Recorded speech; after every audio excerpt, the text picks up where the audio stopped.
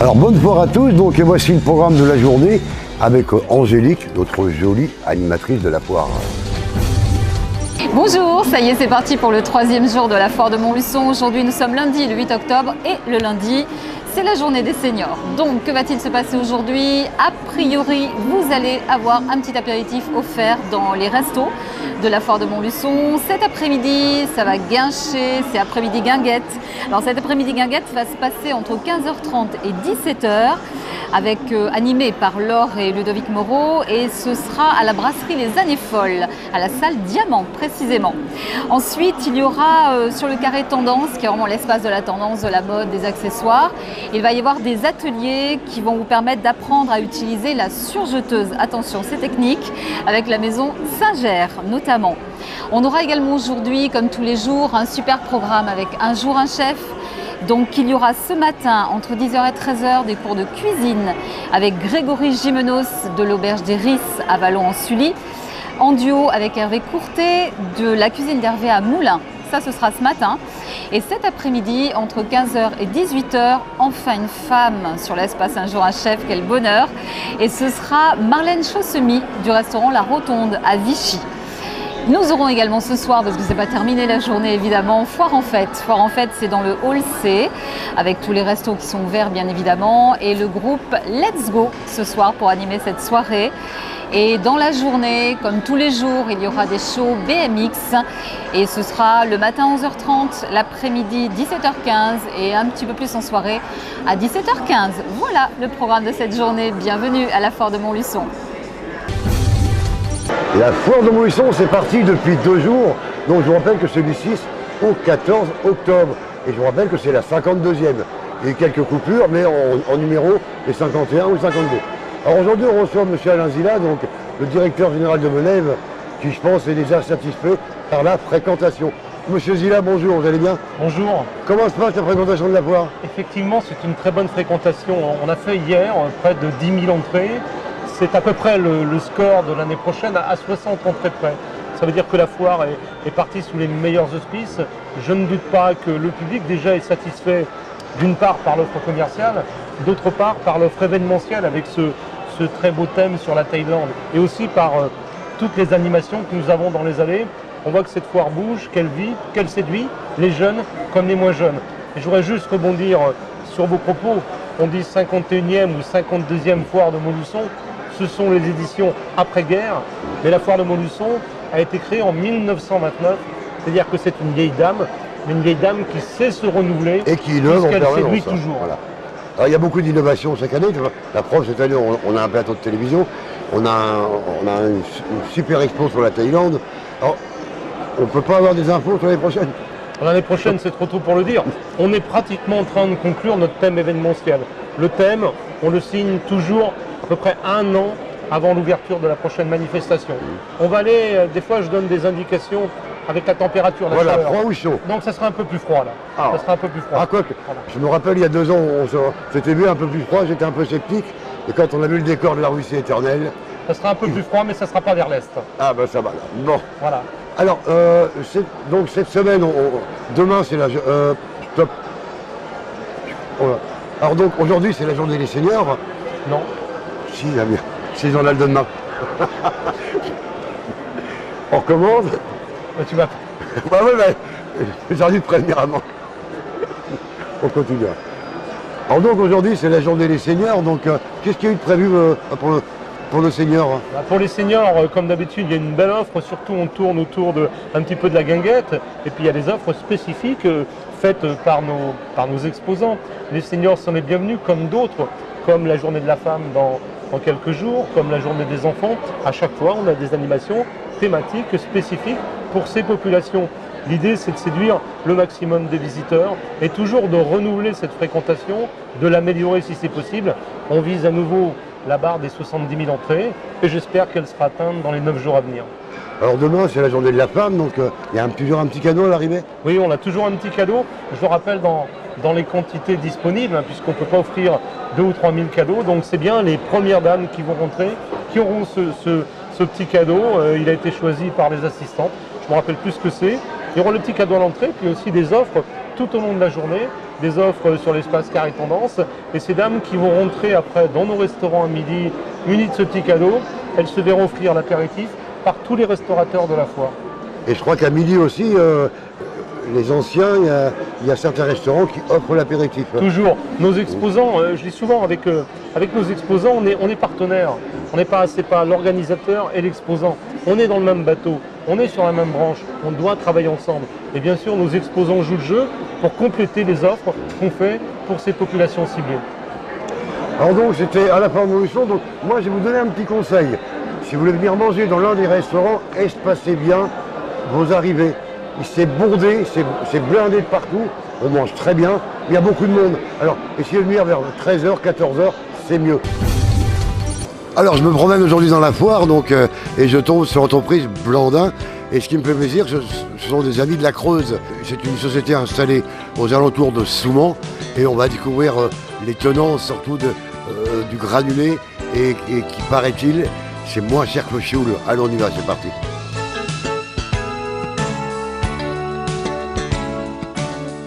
Alors la maison Blandin se situe à Châtres, qui est un hameau de la commune de Soumans, dans la Creuse. Dans la Creuse, bien sûr. Évidemment, la Creuse heureuse. C'est un entrepreneur indépendant, avec quelques salariés évidemment, parce que ne serait-ce que pour poser un poêle à bois, si on est tout seul, ça ne va pas le faire.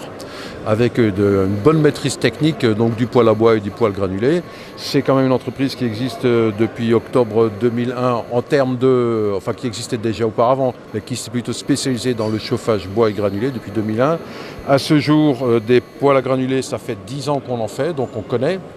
L'intérêt de cette entreprise, c'est qu'au niveau de la maîtrise technique, il y a un réel savoir-faire. Et alors ça, je peux vous dire qu'en termes de poêle à granulés, c'est important parce que le poêle à granulés, on a l'impression que c'est juste une caisse en tôle, etc., qui fait de la chaleur, mais il y a quand même de la haute technologie là-dedans.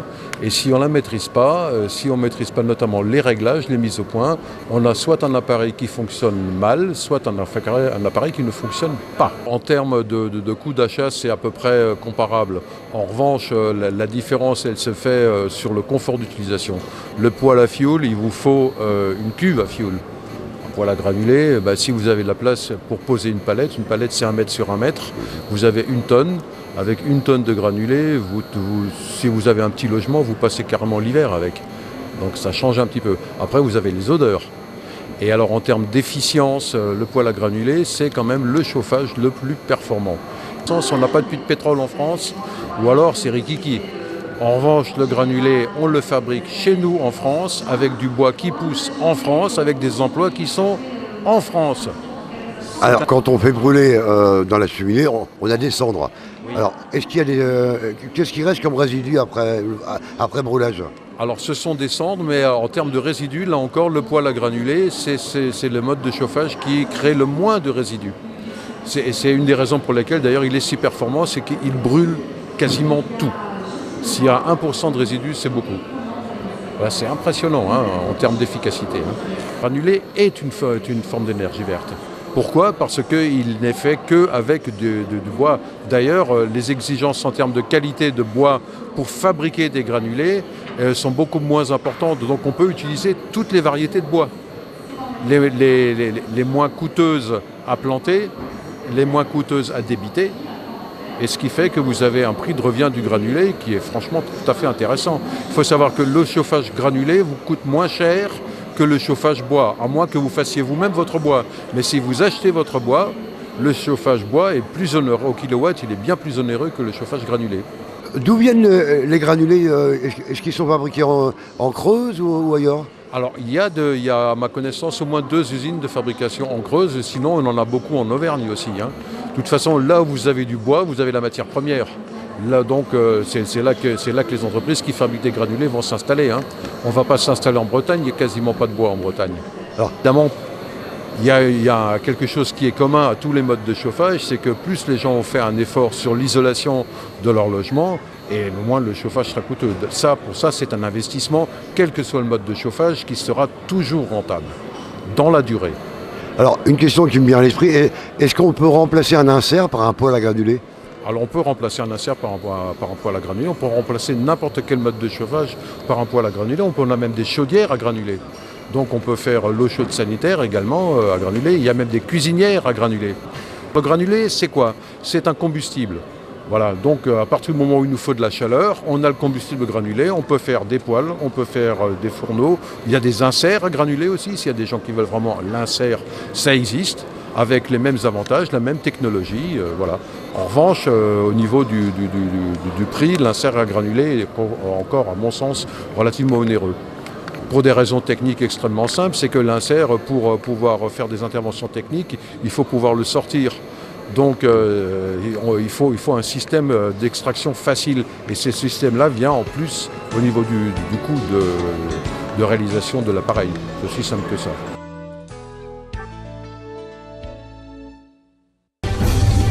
Journaliste, chanteuse, c'est la star de la région. Barbara, oh non pardon, Christine Depège. Cela ne ressemble à rien d'autre. C'est le premier titre de son album qui est dans les bacs actuellement. Et c'est son premier. Ça va Christine? Ça va, merci. Alors tu nous racontes comment on devient comment on est journaliste et qu'on devient chanteuse. Raconte-nous un petit peu le petit périple.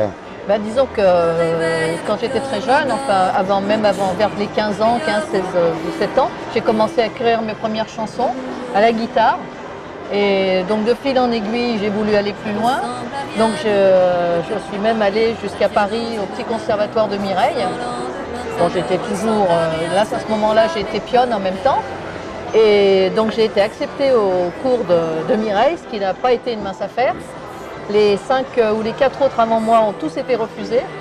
Et moi j'ai été acceptée. Bon, après ça a été très dur. Mais voilà, donc je suis passée par le petit conservatoire de Mireille. Et qu'est-ce que tu faisais au petit conservatoire de Mireille? Tu chantais ou on tu apprenait à chanter parce que si vous voulez, c'était ni plus ni moins l'ancêtre de la Star Academy. Et les plus grands y sont passés, Dutronc, Hardy, voilà. Je me rappelle avec Mireille, la petite dame qui se frisait. Avec la voix au perché ouais. Et pas très... et dur, très dur avec ses élèves. Enfin avec moi toujours elle l'était, voilà. Et puis bon après je suis devenue, j'ai fait quelques concerts sur Montluçon, j'en ai même fait un au théâtre en 86. Et puis j'ai arrêté tout d'un coup et je me suis mis au journalisme pendant 25 ans. Alors moi je me rappelle, nous on s'est connus, tu étais journaliste et rédactrice en chef, je crois, du journal L'Info. Voilà, j'étais responsable de la rédaction sur le département de l'Allier à Info Magazine. Quand je t'écoute chanter, cela ne ressemble à rien d'autre que c'est ma préférée. Je me transporte vers Barbara, un petit bout de Piaf, les chansons d'antan. On va dire que tu nous ramènes tous ceux qui sont partis. Bon, ça c'est un compliment formidable, Ouais. parce que je ne pouvais pas en attendre mieux, honnêtement oui. Enfin, c'est vrai que je suis dans la tradition purement française. J'ai tout appris par Brassens, toute la façon d'écrire par Brassens. Après j'ai chanté Piaf dans la rue. Et bon, maintenant j'écris des textes et j'ai un pianiste, un très bon pianiste qui m'a fait tous les arrangements, et notamment l'arrangement de Ça ressemble à rien d'autre, et qui visiblement fonctionne bien. C'est un mini-tube sur la région. Alors tu vois que fort sympathique. Tu vois que j'invente rien, si je te dis que tu as un peu de Barbara, un peu de Piaf. Ah ouais, c'est très gentil, voilà, c'est sûr. Mais ça me plaît beaucoup parce que c'est ce que je veux faire aussi. Enfin, mais faire revivre tous ces gens-là quelque part, c'est formidable. Et comme on a Charles Aznavour qui vient de nous quitter, donc ça fait... Oui, voilà. mais, Oui, mais c'est quand même... le temps passe, le temps passe. Ce que nous on a connu étant jeunes partent, et donc il nous faut des gens comme toi parce que la chanson française il faut qu'elle revive. Bah, disons qu'elle n'a jamais été morte. La chanson française ça a beaucoup évolué, elle s'est transportée dans le temps. Mais moi, je suis probablement encore dans l'ancienne école, oui, c'est vrai. Ouais, c'est vrai, voilà. Voilà, c'est pour ça que je ne compte pas faire carrière. À mon âge, c'est pas ça que je recherche. Il n'y a pas d'âge. Il n'y a pas d'âge. Ce que je veux, c'est me faire plaisir et partager. Partager avec les gens que je vais rencontrer, peut-être à mon showcase. Alors justement, le showcase, on voulait en parler, donc c'est à Montluçon, donc tu nous présentes carrément tout l'album, tu vas chanter tout l'album. Oui, c'est jamais que 5 titres. Ouais. Hein, Ouais, enfin, ça sera le 12 octobre donc, au conservatoire André Messager à Montluçon. À 19h30. C'est à 19h30, et on va le souligner, c'est gratuit. Le spectacle c'est gratuit, il faut bien qu'on se le souligne. Hein. Parce que souvent les artistes, ils font payer, mais toi, tu as un cœur gros comme ça, donc ce sera gratuit. Et ce sera l'occasion donc de découvrir mon album. Pour tous ceux qui le veulent, pourront l'acheter à la fin du concert. Alors, ça ne ressemble à rien d'autre. Si, Barbara, vous aimez Barbara, vous aimez Edith Piaf, vous aimez Mme Morgan, enfin, voilà, c'est tout un mélange. On repart dans les années 50, 40, mais on est en 2018, c'est beau, c'est magnifique. Si vous souhaitez le découvrir en avant-première, donc vous tapez Christine Depège sur YouTube et vous aurez déjà le plaisir de fermer les yeux, mettez un casque et écoutez-la. C'est Christine Depège. Donc rendez-vous le 12 octobre à 19h30 au Conservatoire André Messager à Montluçon. Du 3 au 15 octobre, donc la ville de Montluçon vous invite à une grande consultation citoyenne. Donc l'objectif, c'est seulement votre avis. Monsieur le maire, vous donnez un peu les tenants et les aboutissants de cette grande consultation.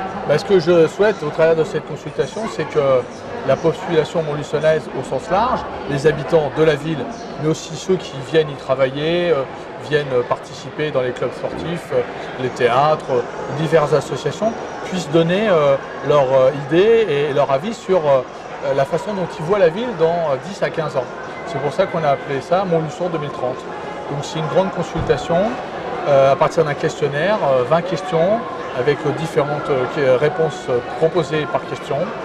La particularité de ce questionnaire, c'est qu'il a été réalisé par des citoyens montluçonnais, pour les citoyens montluçonnais, en plusieurs phases. La première phase, un groupe de 60 personnes sur une centaine qui avait été appelé, s'est réuni pour définir les thèmes de ce questionnaire.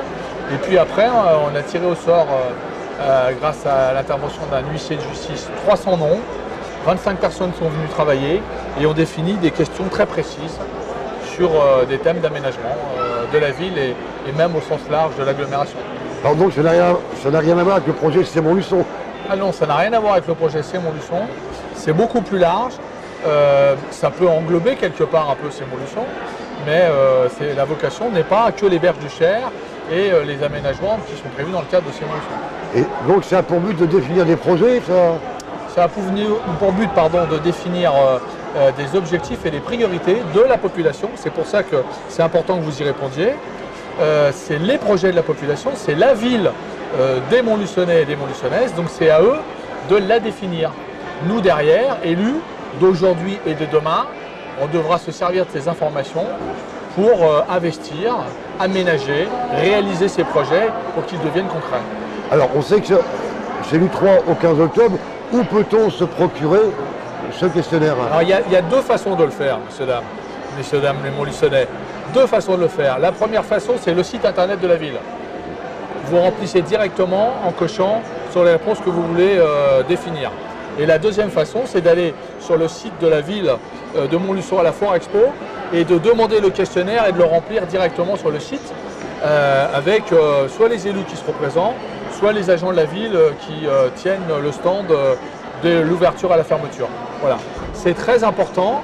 Vendredi, il y avait déjà plus de 1000 personnes, vendredi à 17h, plus de 1000 personnes au bout de 2 jours et demi qui avaient répondu. Donc moi, je souhaite, l'objectif c'était entre 2 et 3000, je souhaite qu'on soit encore plus nombreux. C'est important pour les élus de savoir ce que vraiment vous souhaitez voir dans votre ville dans les 10-15 prochaines années. Alors vous souhaitez donner votre avis, vous souhaitez lancer des projets et pourquoi pas donner des idées surtout pour avoir des projets, donc n'hésitez pas, jusqu'au 15 octobre, donc soit sur le site internet ou soit sur le site de la ville de Montluçon. Voilà, sur le site sur la foire. Sur la foire. Et puis il y a autre chose que vous pouvez faire de toute façon, si vous avez des idées qui ne sont pas définies dans le questionnaire, c'est envoyer un mail à consultation 2030 mairie-montluçon.fr. Il est sur le questionnaire et il est aussi sur le questionnaire sur internet et ça nous permet d'avoir des idées complémentaires. On a déjà eu plus de 200 mails qui ont été envoyés vendredi à 17h, donc ça aussi ça fonctionne très bien. Et là, je dirais, c'est pour être encore un peu plus large, parce que c'est vrai que c'est des questionnaires fermés, on ne peut pas faire autrement. Ce sera des tris qui vont être faits par informatique après. Mais donc là, c'est vraiment une grande consultation au sens large. Tout a été fait par des concitoyens, des citoyens montluçonnais, et tout sera traité de façon complètement transparente, puisque les résultats seront donnés à tout le monde. Alors, on vous demande votre avis, donc donnez-le, et pour une fois qu'on vous le demande. Je compte sur vous en tout cas. Alors, toujours à la foire Montluçon, donc, on va rencontrer donc, Laurent Desforges, le directeur de Rexel à Montluçon, alors qui n'est pas présent sur la foire, mais qui est venu en visiteur et surtout qui nous a donné un gros coup de main. C'est lui qui a éclairé tout notre plateau et nous le remercions d'ailleurs par avance. Et on va découvrir un petit peu ce monde électrique. Très bien.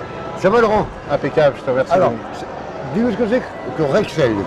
Alors Rexel, on est un distributeur de matériel électrique, de plomberie et d'électroménager. Hein, on travaille avec les artisans, les industries, les installateurs tertiaires, les gros nationaux comme CGLEC, des choses comme ça, quoi.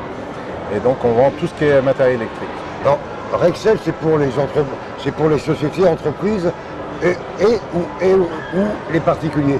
Alors on travaille à 92% avec les entreprises et on a un petit pourcentage de 8% où les particuliers peuvent venir acheter le matériel, on peut les conseiller, etc. Voilà, quoi. La porte est ouverte. On est bien situé, on est à 500 mètres d'ici, on est au bout de la rue de la zone de Pasquis, donc c'est assez facile d'accès et les particuliers trouvent leur intérêt à venir chez nous aussi. Donc, voilà. Alors, on parle d'écologie, on parle d'électricité, on voit partout les halogènes, ça commence à disparaître, donc chez Rexel on va trouver essentiellement de la LED. Tout à fait, alors l'halogène c'est fini, hein, ça on arrête.